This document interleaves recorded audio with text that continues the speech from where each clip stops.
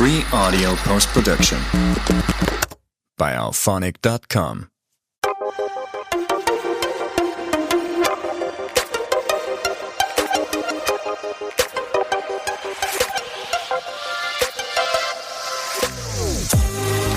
Hello everyone, welcome back to the Chibi Trainer Pokémon Podcast, where we talk all things Pokémon, from the games to the TCG, plushes, and everything in between.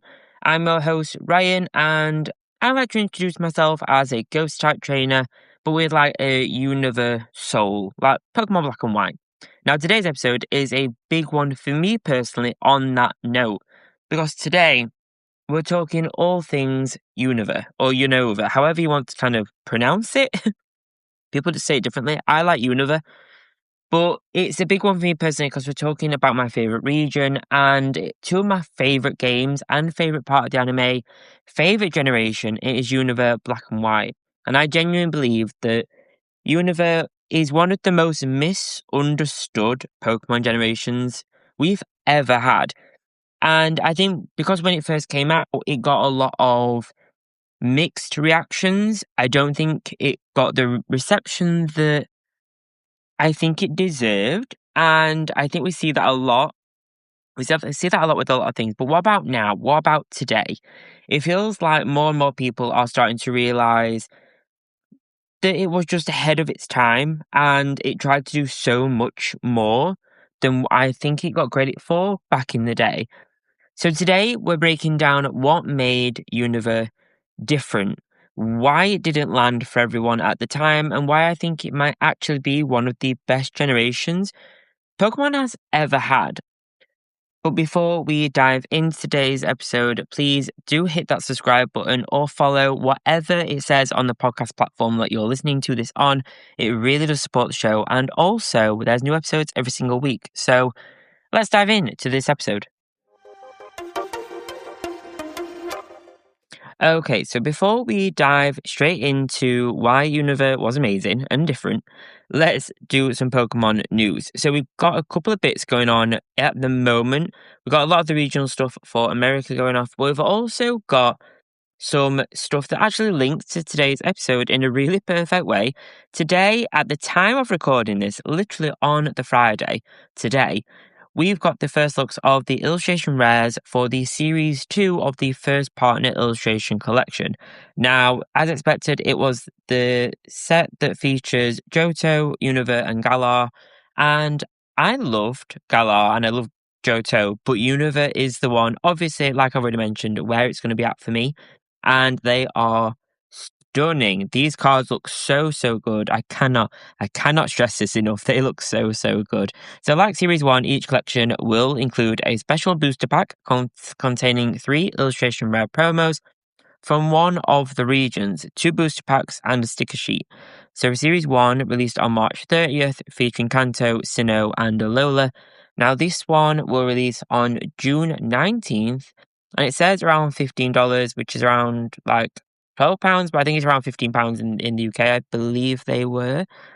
Series 3 is expected to release in September, including the regions Kalos, Paldea, and Hoenn. So that will round them up, right up until Generation 10, and kind of really round off the year of the 30th celebrations for all generations, all the starters that we've had throughout the games, and throughout the TCG, the anime, everything. All the regions, I guess.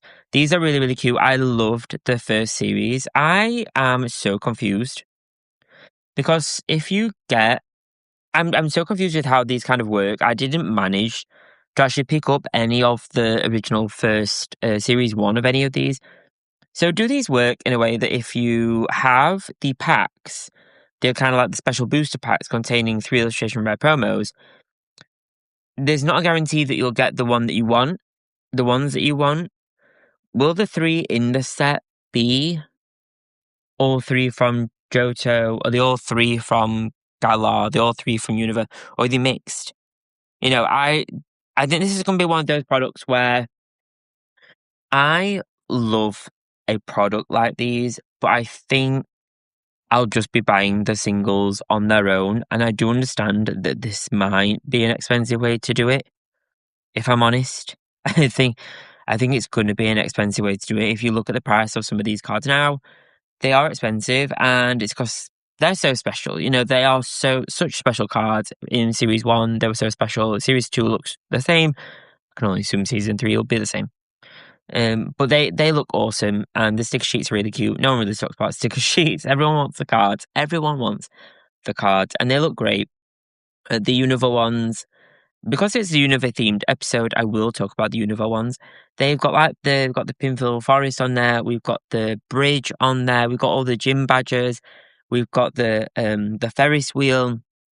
We've got there's a little hint at the Team Plasma logo as well, which is really, really cool. I love the fact that these cards really help you kind of celebrate the region that speaks to you the most, and lets you really just live with that vibe and live with that generation and whatever starter you chose for that journey.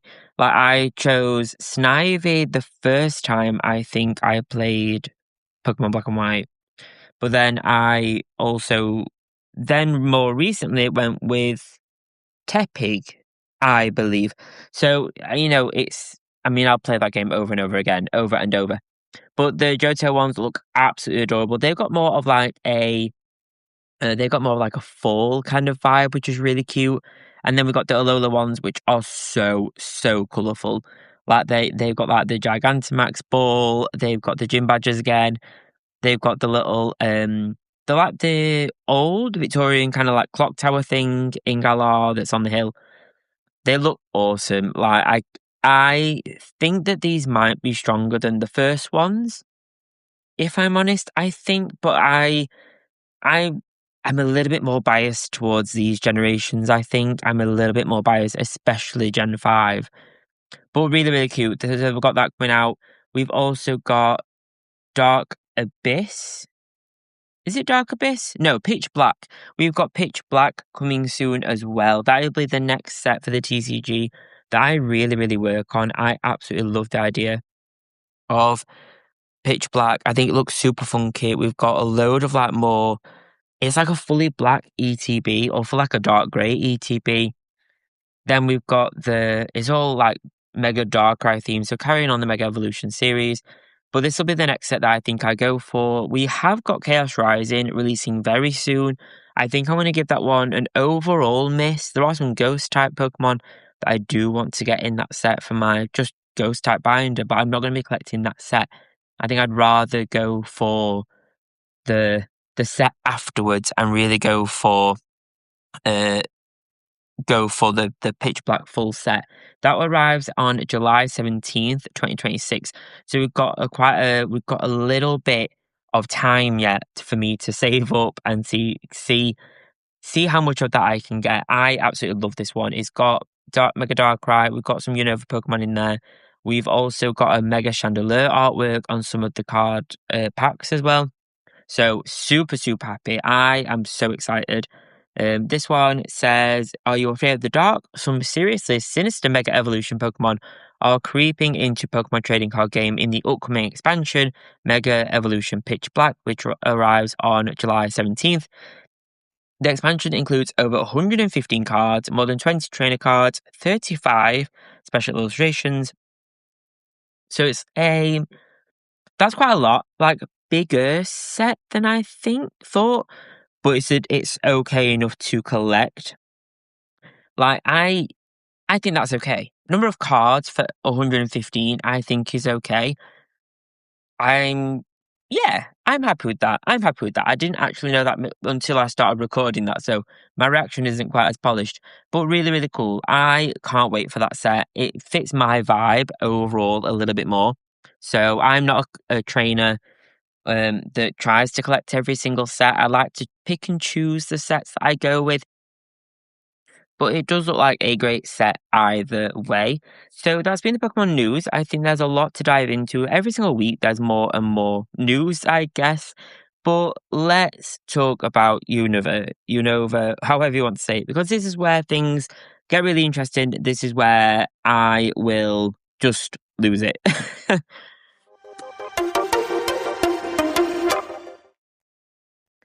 So what made Unova so different? And I think this comes in a lot of different kind of facets and sections. One of the biggest things I think Unova did was take a risk that no generation really before it had truly taken in the same kind of way, and that was its design choices for the actual Pokemon.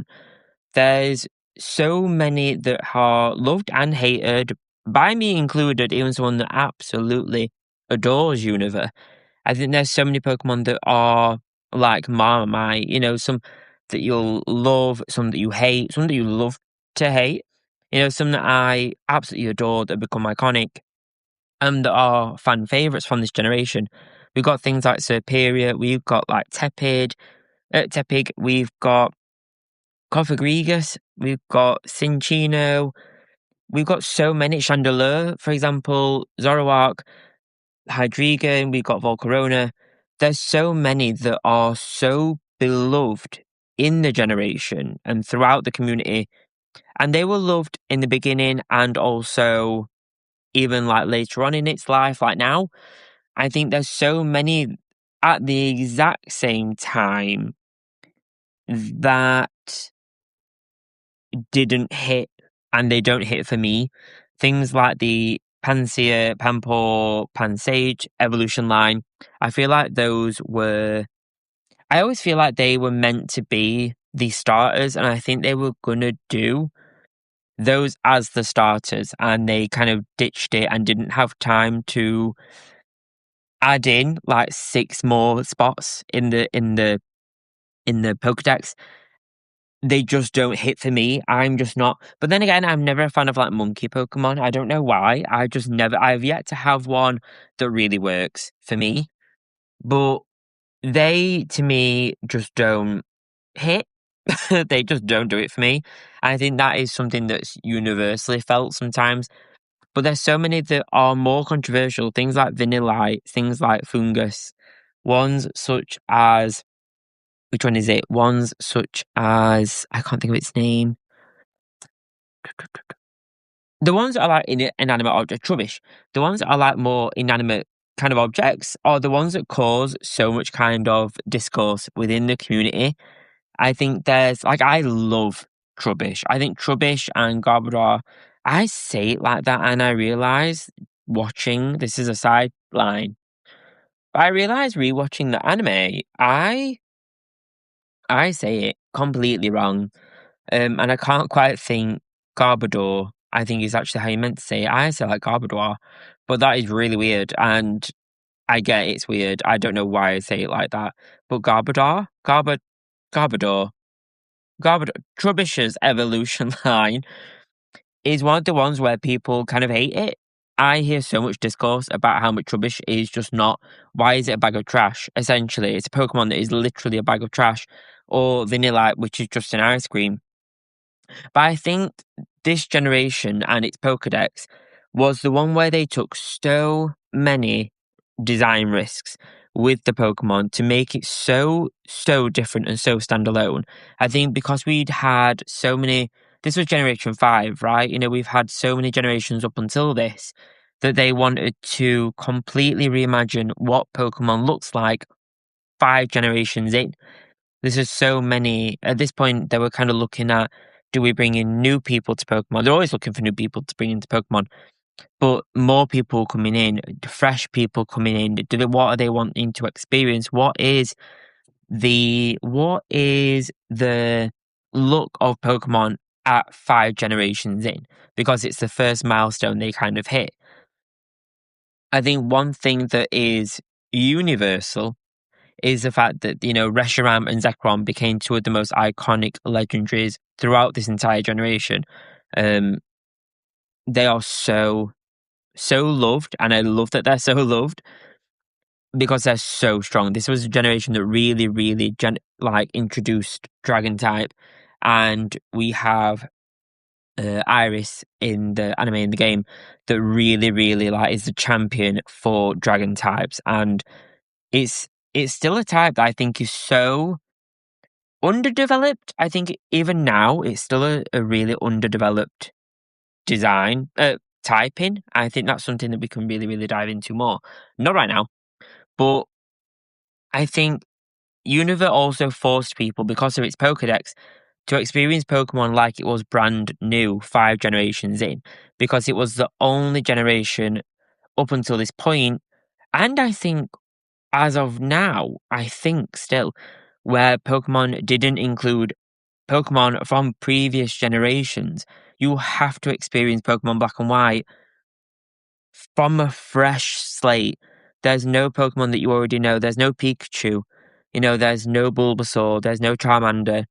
There's none of the ones that people that know Pokemon and that were returning to Pokemon to play a different game were there to experience, and there to kind of have as like a buddy that they've already had. They know the moves, they know the strength, they know what they're doing. This one was completely different. And the storyline was one of the ones where it was a lot more mature for Pokemon as well. I think it's still one of the best storylines that Pokemon has ever done. We've got N, we had Getsis, and we've got that whole vibe of is it right for us as trainers to have Pokemon as like fighting companions? Should we own them? I think it's a super interesting generation because it pointed the finger for the first time at us ourselves as the trainer in the game, as whether this is right or wrong, that we're collecting these creatures and having them battle and join us on adventures. I think that's super, super bizarre and weird that 5 generations in, Pokemon pointed a finger at itself and its own fans and created a storyline alongside that. I think N is one of the characters that has got such a cult following because it's so... His whole kind of vibe of truth and ideals, the ethics of Pokemon training, wasn't just this is another rival. This is one where Unova and N didn't just tell a story. It asked a question of us as fans and as our Pokemon trainers going into this new region. But despite all of this, Unova still didn't really land for everyone at the time. And I think it's because it was too big of a shift. And because of them having such different designs and no old Pokemon early on, I think that is why part of it didn't hit. I think people expected to always see Pikachu. People expected to always have the Pokemon from the earlier games with them in their new journeys, because why wouldn't we? For the last 4 generations, we've always had some returning Pokemon, and this Pokedex was much bigger than previous generations as well. It had a much bigger shift. It was 156 new Pokemon, like brand new Pokemon. So it was much, much bigger. So having such a big one with no returning Pokemon and such a big design shift, I think at the time, is why it kind of struggled. But now I think because it's aging, it's having such a resurgence because of its anniversary and stuff, that fans grew up, understand the themes now. There's more story-driven appreciation now. And there's also that nostalgia kicking in as well, which, I'm feeling as well. And I think there's so much more to unpack. I might have to do another episode about this, but there's so much to discuss about Unova and why it was underappreciated.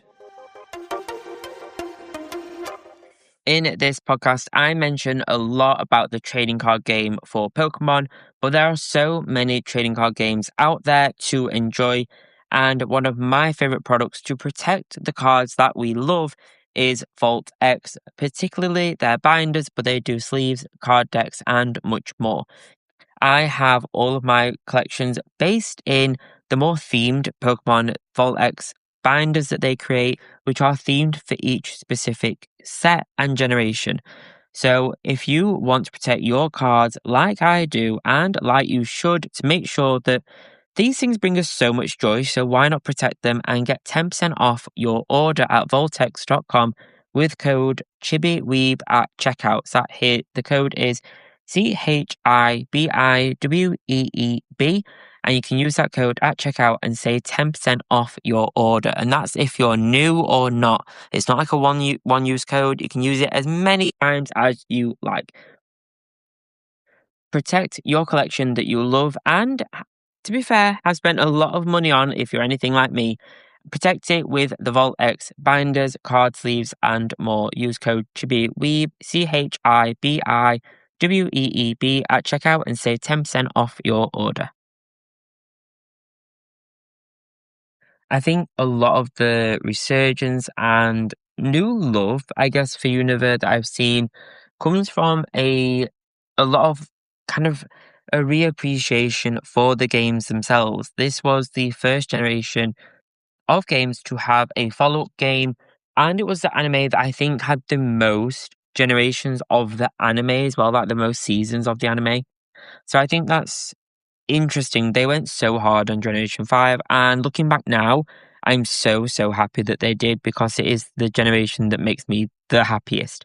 It is the first game where we saw real-time seasonal changes within the games. So if you play it at winter, it's going to be wintry. If you play it in summer, it's going to be summery. That was the one time where they made the use of the Nintendo DS clock, the clock system and the date system, to make it feel as immersive as you possibly could. I think when we look back at the card game as well, it had so many different sets and styles, and they were so iconic and so different to what we kind of experienced. They really wanted to create a region that completely stood alone to the rest of it, and I think now that really stands out. Even when we look back at Alola, we look at Galar, I still think that Pokemon Black and White has the most distinctive look and distinctive vibe. I think when we look at the games themselves and how it kind of worked with, like when you cross the bridge in Unova and you have that kind of like panoramic 3D kind of vibe while you're just walking over a bridge, but they made it so immersive and so kind of weird in a way because of how you kind of pan over this bridge and how you kind of experience it in the DS. They really made use of the technology at the time and really made sure that this generation was one that stood out no matter what was to come or what was before it.